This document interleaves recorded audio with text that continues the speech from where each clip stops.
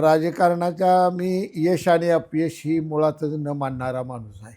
माझ्या आयुष्यातला टर्निंग पॉईंटच मुळात कोणता होता, की ज्यावेळी मी जे सायन्स कॉलेज कराडला शिकत असताना स्वर्गीय यशवंतरावजी चव्हाण साहेबांचा जास्तीत जास्त सहवास मिळाला आणि तिथून माझी मनोधारण, माझं वाचन चांगलं होतं.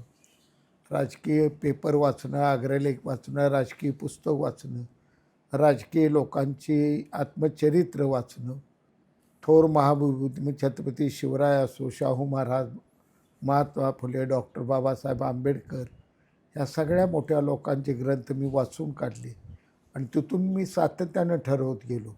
आणि यश आणि अपयश या बाबतीत माझ्यापुढं कायम महामानव डॉक्टर बाबासाहेब आंबेडकरांचं चित्र उभं असतं. एवढ्या मोठ्या जागतिक पातळीवरचं नेतृत्व असलेल्या माणसाचाही पराभव होऊ शकतो. तिथं आपण एक सर्वसामान्य आहोत. आपला पराभव याचं दुःख वाटून घ्यायचं नाही. तो आदर्श नेहमी माझ्या डोळ्यासमोर असतो.